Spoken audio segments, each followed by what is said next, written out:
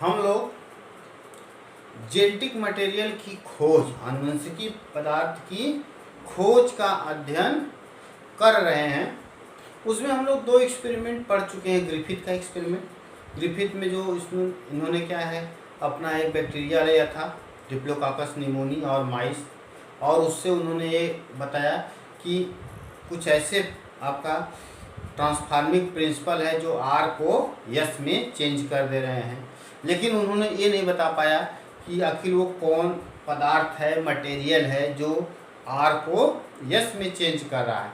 लेकिन उसके बाद वाले 3 साइंटिस्ट जो थे, एवेरी, मैक्लूड और मकार्टी, एवेरी, मैक्लूड और मकार्टी ने प्रूव कर दिया कि डीएनए ही जेनेटिक मटेरियल होता है। लेकिन तब भी बहुत सारे साइंटिस्ट ये आपका क्या है कि कन्विंस नहीं हुए, उनसे सेटिस्फाई नहीं हुए। उसके बाद अलग अलग 2 साइंटिस्ट और, ठीक, जिसमें हर्शे एंड चेज, ये हर्शे एंड चेज नामक वैज्ञानिकों ने प्रूव किया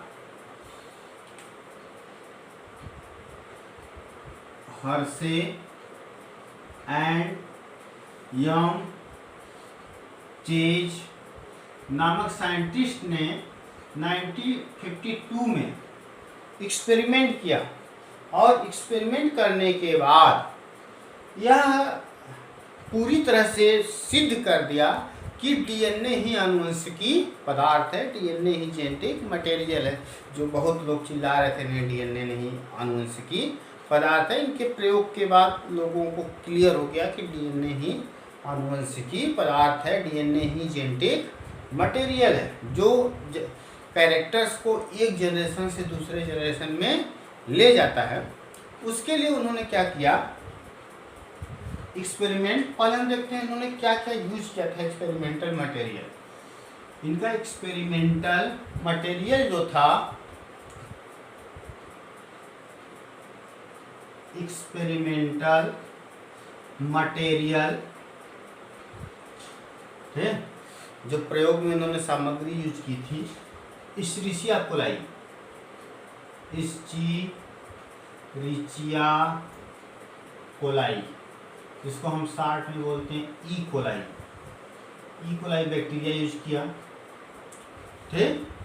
और इन्होंने क्या यूज किया, आपका P32 और S35 ये आइसोटोप, ये हैवी आइसोटोप थे।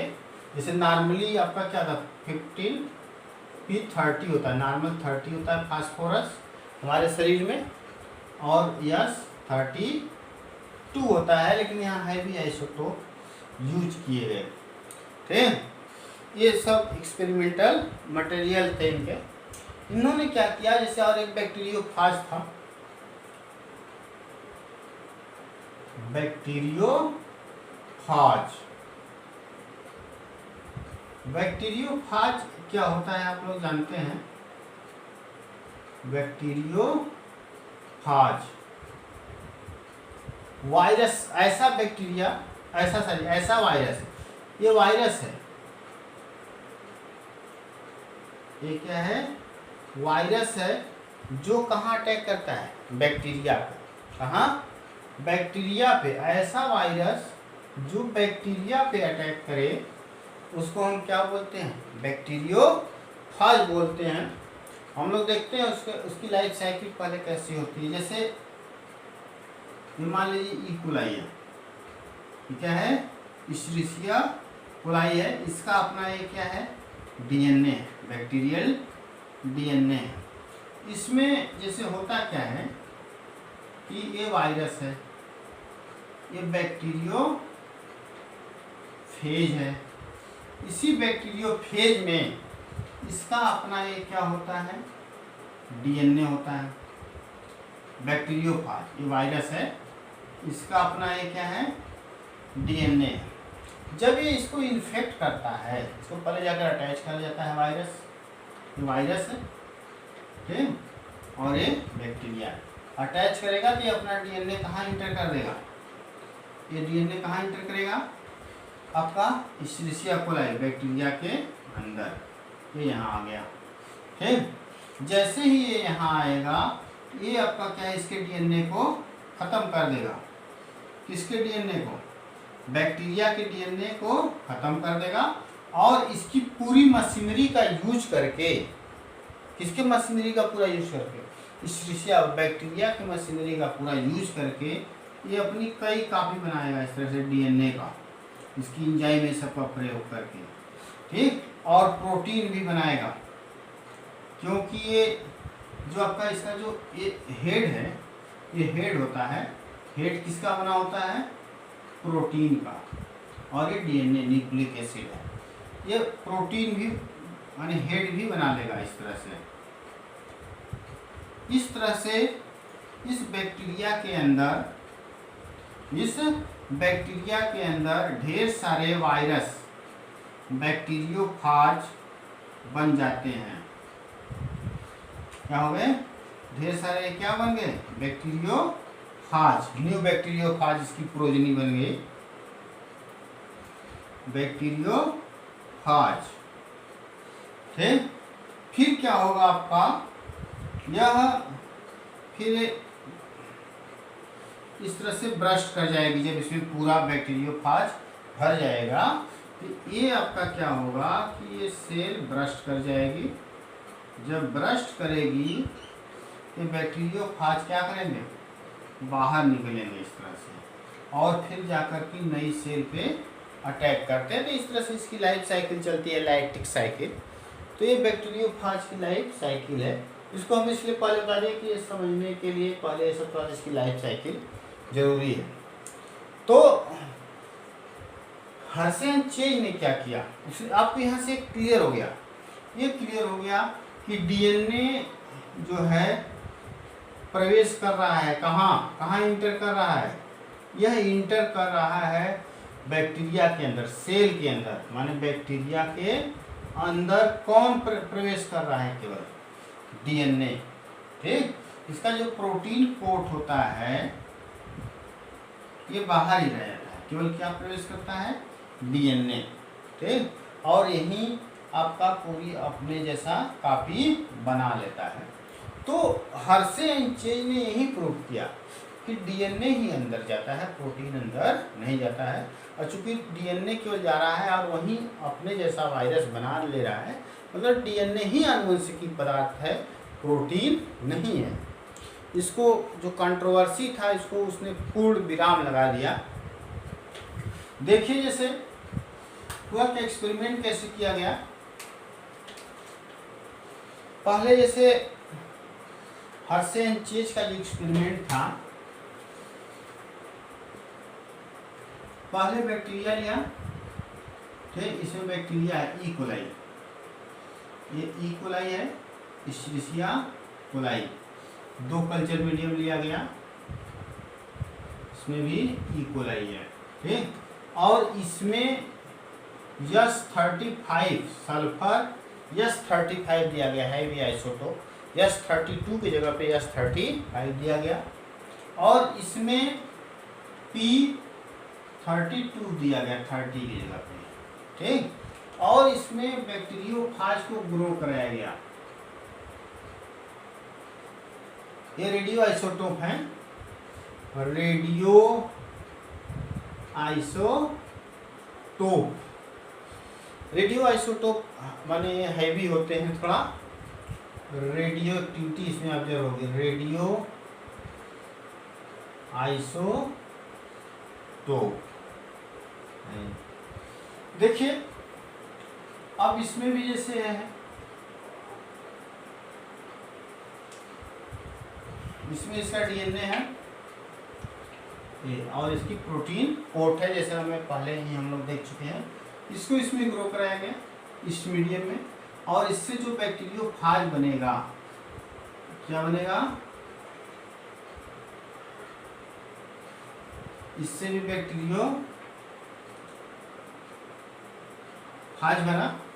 ठीक, और इसमें जो बैक्टीरियोफाज था, डीएनए है, यहाँ पे इसका डीएनए लेबल्ड हमने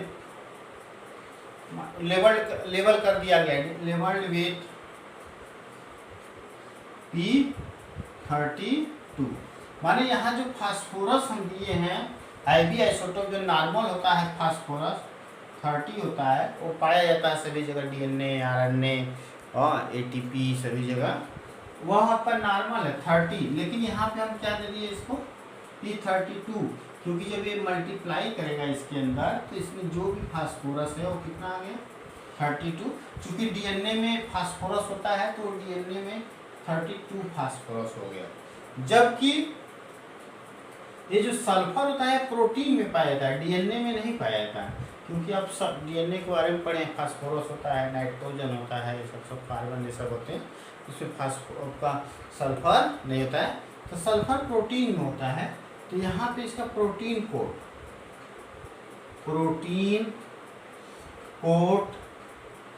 लेबल्ड विथ किससे S35। मतलब जो हैवी रेडियोएक्टिव आइसोटोप इसको खिलाया गया वो कहाँ चला गया, प्रोटीन कोट में, और जो फास्फोरस दिया गया वो कहाँ चला गया, उसके डीएनए में। फिर क्या किया गया, इसको इन्फेक्शन कराया गया दोनों को। अब 3 स्टेप इन्वॉल्व होंगे जो एनसीईआरटी में देता है। पहला इन्फेक्शन, संक्रमण कराया गया।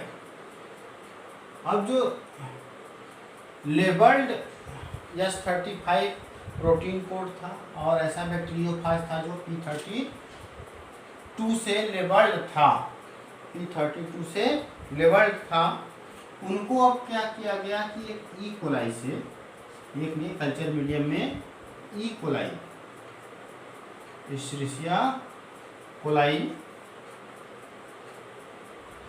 से क्या किया गया, आपका इन्फेक्ट कराया गया, इन्फेक्शन कराया गया और जाकर अटैच कर गया आपका ये, ठीक है। इस तरह से इन्फेक्शन स्टेज है, ये भी कोलाई है। फिर सेकेंड स्टेप में क्या किया गया, ब्लेंडिंग।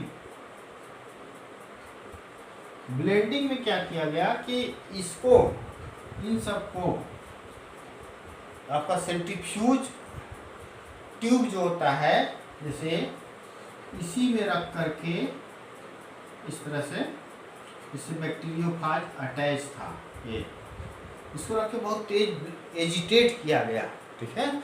एजिटेट करने के बाद क्या हुआ कि ये आपका क्या हुआ, ये अलग हो गए दोनों, कौन कौन, प्रोटीन कोट और बैक्टीरिया। ब्लेंडिंग स्टेज में यही हुआ कि सेपरेट हो गए, separate E coli and bacteriophage. Bacteriophage अलग हो गए और इसके पहले इनका डीएनए इसमें इंटर कर गया था, ठीक है। तो इस स्टेप में आ गया जहां दोनों अलग अलग हो गए, कौन, बैक्टीरियोफाज, डीएनए इसका इसमें इंटर कर गया, ये बैक्टीरियोफाज है। फिर थर्ड स्टेप क्या किया गया, सेंट्रीफ्यूगेशन।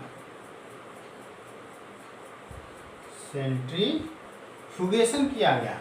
सेंट्रीफ्यूगेशन में क्या किए गए आपका कि अब इसको वही सेंट्रीफ्यूज टेस्ट ट्यूब होता है, सेंट्रीफ्यूज टेस्ट ट्यूब लेकर के मशीन में डाल करके उसको सेंट्रीफ्यूगेशन किया गया, बहुत तेज घुमाया जाता है, जिससे क्या हुआ आपका, ये जो सेंट्रीफ्यूज ट्यूब था इसका आपका, इसमें जब घुमाते हैं तो जो हैवी चीज होता है नीचे बैठ जाएगा और हल्की चीजें कहाँ होंगी, ऊपर।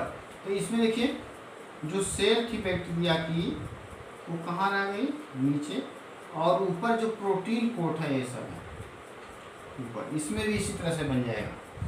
नीचे जो सेल है ये बैक्टीरिया है सबकी, वो नीचे बैठ जाएंगी, और जो प्रोटीन कोट हल्की है ये सब ये ऊपर हो जाएंगी। तो इसको हम जो ऊपर होता रहता है प्रोटीन कोट, उसको हम बोलते हैं सुपर नेटेंट, सुपर नेटेंट बोलते हैं।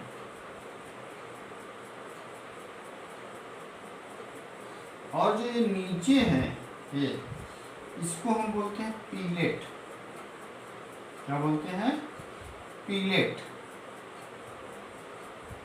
पीलेट बोलते हैं। ये आपका इधर इसमें भी है इस तरह से। देखिए तो सुपरनेटेंट में क्या है?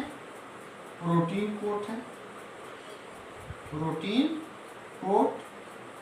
और पीलेट में सेल इश्रिशिया कोलाई है। तो आपके दिमाग में आ रहा होगा कि जो यहाँ पे जो ये एक्सपेरिमेंट है इसमें रेडियो एक्टिविटी जो P32 मॉलिक्यूल है वो कहाँ दिखेगा? ठीक, तो जिसमें देखा गया कि जिसमें P32 दिया गया था वहाँ रेडियो एक्टिविटी कहाँ दिखाई दी?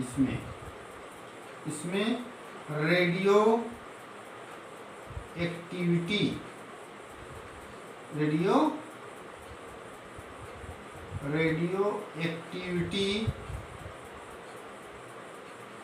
कहाँ दिखाई दी? पीलेट में। ठीक, और इसमें नहीं दिखाई दिया। सुपर नेटेंट में नो रेडियो एक्टिविटी, कोई भी रेडियो एक्टिविटी नहीं दिखाई दी सुपर नेटेंट। जबकि ये दूसरा जो एक्सपेरिमेंट है जहाँ सल्फर से हम कोट किए थे वो प्रोटीन कोट में गया चुकी, तो रेडियो एक्टिविटी कहाँ दिखाई दी? यहाँ रेडियो एक्टिविटी कहाँ दिखाई दी? सुपर नेटेंट में। यहाँ no radioactivity, no radioactivity. क्यों? क्योंकि जो हम सल्फर दिए हैं वो प्रोटीन कोट में गया, ठीक है, डीएनए में नहीं गया। और सुपर नेटेंट जो बना है प्रोटीन कोट का बना हुआ है। इसका बना है प्रोटीन कोट का। तो रेडियो एक्टिविटी यहाँ सुपर नेटेंट में देखी गई, जबकि यहाँ पीलेट में। तो इससे एक प्रूफ हो गया कि डीएनए ही जेनेटिक मटेरियल है। उसके बाद कोई संशय नहीं रहा इस एक्सपेरिमेंट से। ठीक, तो ये आपका पूरा एक जो टॉपिक्स था सर्च फॉर जेनेटिक मटेरियल ये खत्म हो गया। ओके।